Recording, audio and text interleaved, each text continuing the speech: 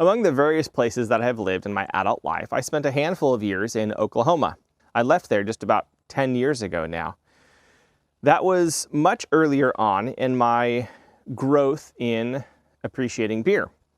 And while I was there, I did not know about the wonder that is Prairie Artisan Ale. Well, I think I was just starting to learn about Prairie Artisan Ales just before I ended up leaving there. But when we were at Total Wine, a month and a half ago now, I guess, filling up with our fall beer, we were quite happy to find there's a Prairie Artisan Ale there, and it was a sour, a blueberry sour, which tends to be a style my wife looks for. And so this is the Blueberry Boyfriend by Prairie Artisan Ale, a sour ale with blueberries and lemon zest.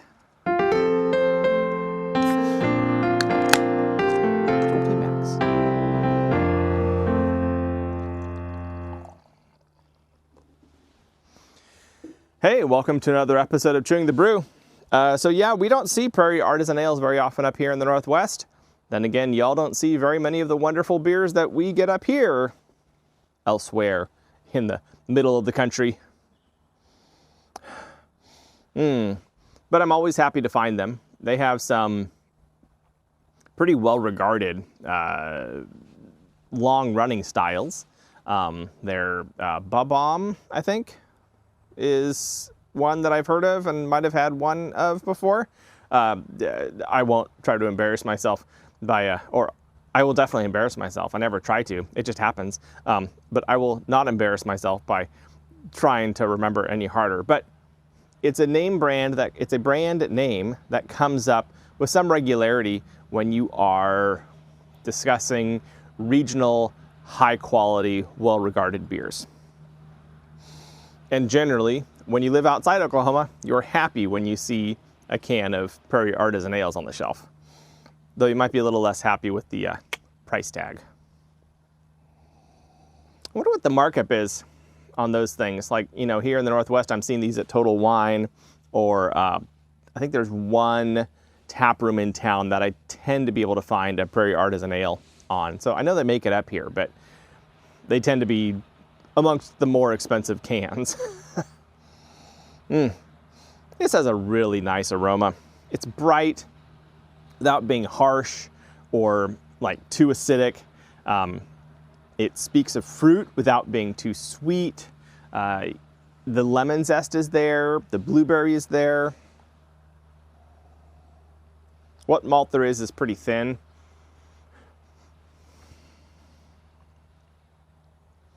The color is kind of a hazy rose.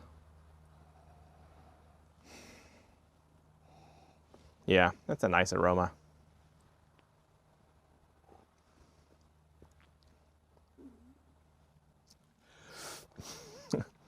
As you get to be an adult, as I got to be an adult, let's limit this self to what I actually have experience in, I found myself with less of a sweet tooth.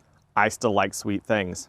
There are some sweet things I will never turn down. In fact, I don't really turn down sweet things all that often in general, but I used to try and make sure I always had Jelly Belly beans on hand because I liked them. And then I had them so often my tongue started hurting. Not good. And generally, I had a greater appreciation for the super sickly sweet punches that we tend to feed children when I was younger. But as an adult, it's not that I don't like sweet things, it's that I have an appreciation for things that are less sweet. And I think that's when I say like if a grown-up made lemonade. It's not the silly Mike's Hard, which is both sweet and alcoholic, appealing to the juvenile and to the juvenile, right? A silly drink for, dare I say it, silly people. No shame if you like Mike's and are a mature person and make good decisions in your life. Loads of shame if you use Mike's to help you make bad decisions in life, okay? Just, that's where I'll leave that. I think that's a fair judgment. Anyways, all that to say, I appreciate the very, very mild sweetness in here. Enough to help emphasize the fact that this is definitely a fruit beer, but not so much as to make you feel like it's juvenile.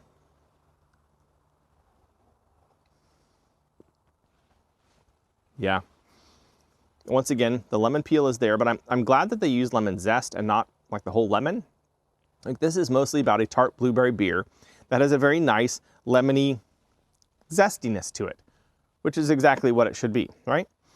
Prairie Artisan Ale proving they know how to handle their ingredients, as if there was any doubt.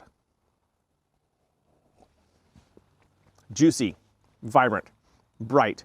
Once again, not super acidic. It's tart, but it's fruity blueberry tartness. It's not, you know, painful in your mouth tartness. And yeah, blueberry and lemon are always a great pair. So of course the various flavors work very well together. It's light, it's refreshing, it's easy to drink. I mean, you could drink a lot of this pretty easily. It's what, 5-something%? Just over 5%. Yeah, 5.4%. Easy to drink.